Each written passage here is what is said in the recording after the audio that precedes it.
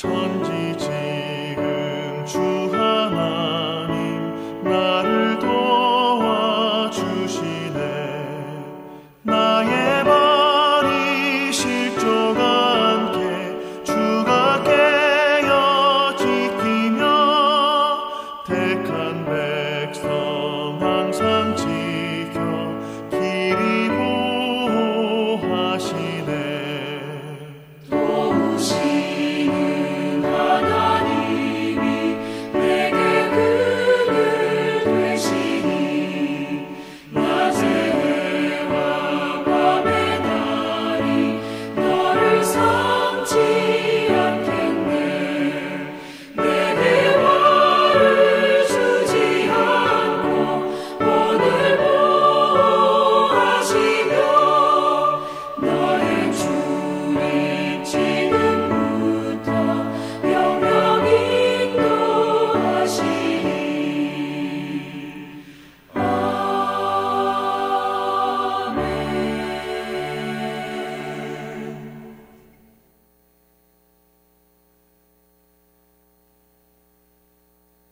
전능하사 천지를 만드신 하나님 아버지를 내가 믿사오며 그 외아들 우리 주 예수 그리스도를 믿사오니 이는 성령으로 잉태하사 동정녀 마리아에게 나시고 본디오 빌라도에게 고난을 받으사 십자가에 못 박혀 죽으시고 장사한 지 사흘 만에 죽은 자 가운데서 다시 살아나시며 하늘에 오르사 전능하신 하나님 우편에 앉아 계시다가 저리로서 산자와 죽은 자를 심판하러 오시리라.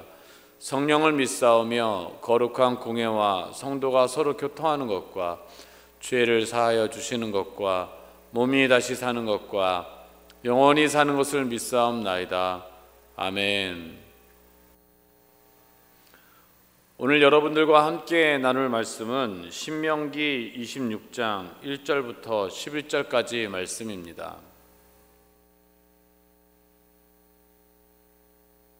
제 26장.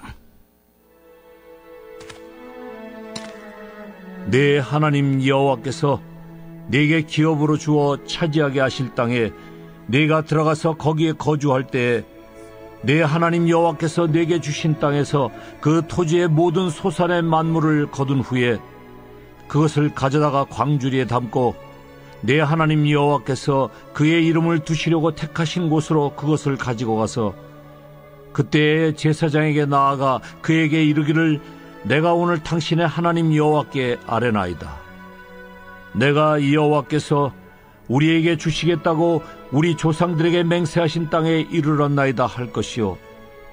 제사장은 네 손에서 그 광주리를 받아서 네 하나님 여호와의 제단 앞에 놓을 것이며 너는 또 네 하나님 여호와 앞에 아뢰기를 내 조상은 방랑하는 아람 사람으로서 애굽에 내려가 거기에서 소수로 거류하였더니 거기에서 크고 강하고 번성한 민족이 되었는데 애굽 사람이 우리를 학대하며 우리를 괴롭히며 우리에게 중노동을 시키므로 우리가 우리 조상의 하나님 여호와께 부르짖었더니 여호와께서 우리 음성을 들으시고 우리의 고통과 신고와 압제를 보시고 여호와께서 강한 손과 편팔과 큰 위엄과 이적과 기사로 우리를 애굽에서 인도하여 내시고 이곳으로 인도하사 이 땅 곧 젖과 꿀이 흐르는 땅을 주셨나이다. 여호와여, 이제 내가 주께서 내게 주신 토지 소산의 만물을 가져왔나이다 하고 너는 그것을 네 하나님 여호와 앞에 두고 네 하나님 여호와 앞에 경배할 것이며 네 하나님 여호와께서 너와 네 집에 주신 모든 복으로 말미암아 너는 레위인과 너희 가운데에 거류하는 객과 함께 즐거워할지니라. 할렐루야, 반갑습니다. 수요일 28일 새벽 예배, 인터넷으로 새벽 예배 드리시는 여러분들의 삶 속에서 또 하나님의 영광과 또 은혜가 충만케 되어 주시기를, 또 삶 속에서 많은 열매들이 여러분들 삶에 넘쳐나게 되시기를 예수님의 이름으로 축원합니다. 오늘 28일 수요일 큐티 말씀에 보면 주님께 드리는 감사의 첫 열매에 대해서 말씀하고 있죠. 이제 우리가 11월 달에 되면 추수감사절을 앞두고 있는데 그런 측면에서 봤었을 때 오늘 본문의 말씀이 굉장히 뜻깊은 말씀이다라고 생각이 되었습니다. 먼저 오늘 본문의 말씀은요, 하나님께서 기업으로 주셔서 차지하게 땅, 그리고 거주하게 되어질 땅, 물론 이 신명기 말씀이 보편적으로 그 땅에 가서의 율법과 법규들, 그리고 지켜 행해야 될 이스라엘의 자손에 대한 말씀들이기도 하지만, 특별히 오늘은 더욱더 이스라엘의 예루살렘에 들어갔을 때에 그 땅을 차지하게 되었었을 때의 말씀들을 나누고 또 가르쳐주고 있는 것을 보게 됩니다. 오늘 본문에서 주의 깊게 살펴봐야 될 것이 있습니다. 모세가 기록하고 있는 이 신명기서에 대해서 주의 깊게 표현하고 있는 표현들을 집중해서 보게 돼야 되는데, 물론 내용도 우리가 중요하게 생각해 봐야 되고 또 주의 깊게 생각을 해봐야 되긴 하지만, 내용뿐만이 아니라 오늘 신명기 26장에 기록되어 있는 말씀 중에서 반복적으로 등장하고 있는 말씀들이 무엇인가에 대해서 좀 주의 깊게 생각해 볼 필요가 있을 것 같습니다. 1절서부터 계속적으로 반복되고 있는 말씀들은 내 하나님 여호와께서 라는 단어들을 모세는 참 오늘 많이 반복하고 있는 것을 보게 됩니다. 사실 이 신명기 말씀을 이쯤 돼서 기록했었을 때 이렇게 기록할 수도 있지 않았겠습니까? 하나님께서 나에게 가르쳐서 명령하여서 너에게 말하노니 라고 할 수 있을 텐데, 분명하게 모세는 이 신명기 말씀 속에서 내 하나님 여호와, 내 하나님 여호와, 내 하나님께서 이끌어 주시는 땅, 내 하나님에 대해서 계속적으로 강조하고 있는 것을 보면서 이 모세의 삶을, 모세의 신앙이 어떠한지에 대해서 우리가 짐작할 수가 있습니다. 모세가 철저하게 자기 자신을 드러낼 수도 있는 상황 속에서도 불구하고 그가 하나님 여호와만 높이고 그 이름을 나타내려 했던 그 모습, 그 신앙이 오늘 본문에서도 뚜렷하게 나타나고 있는 것을 보게 됩니다. 사랑하는 성도 여러분, 여러분들의 삶 속에서 여러분들의 삶은 어떻습니까?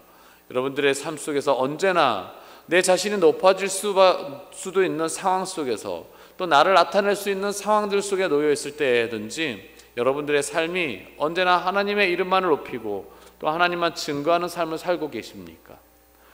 때로는 못한다 할지라도 우리가 이것들에 대해서 이 모세의 신앙을 깊이 생각하면서 하나님만 생각하고 하나님만 이름만 높여드리게 되고, 또 하나님의 행하신 업적들에 대해서 증거하고 또 선포하는 우리의 삶이 되시기를 예수님의 이름으로 축원합니다.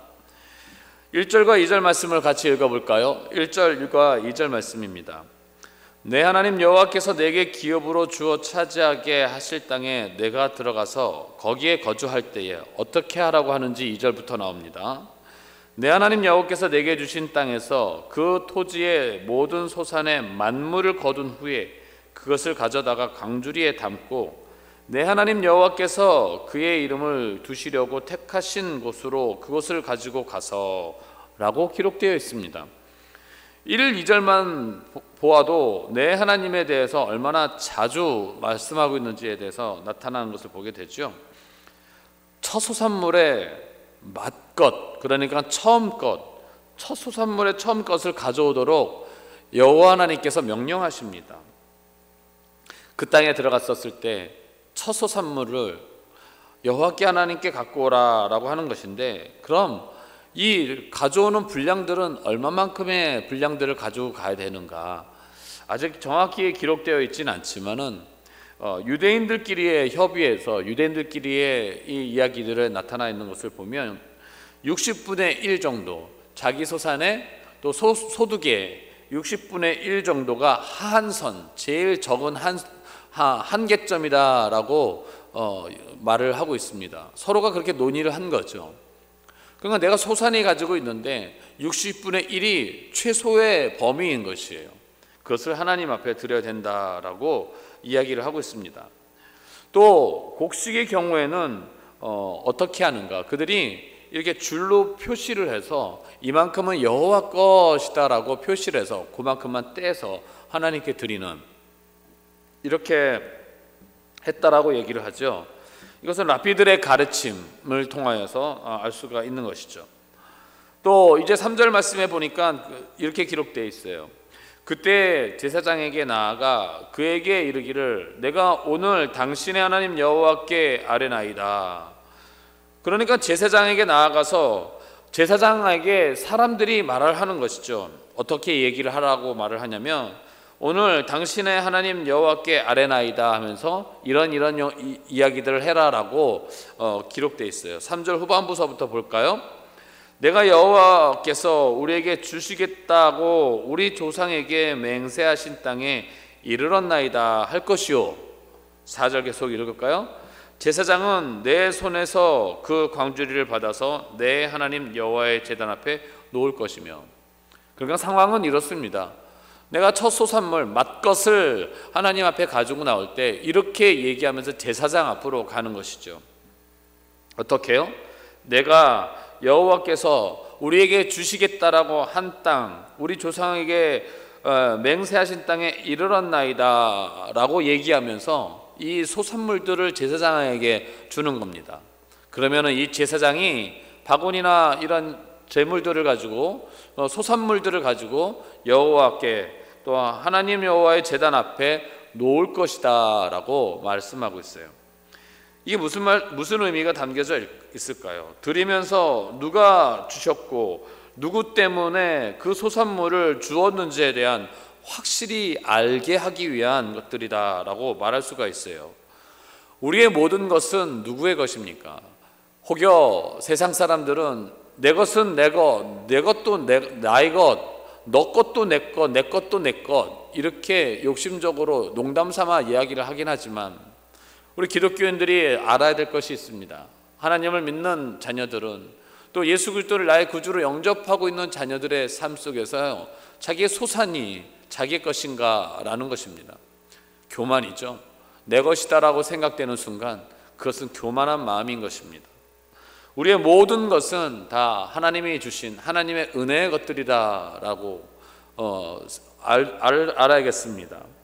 우리의 재산과 또 우리의 재능과 또 자녀, 물질, 시간 이 모든 것들이 하나님이 우리에게 은혜로 주신 것들이다라는 것을 기억하며 감사하게 되어지시는, 그리고 그것이 하나님으로부터 주신 것이라고 고백하게 되어지는 저와 여러분들의 삶이 되시기를 예수님의 이름으로 축원합니다.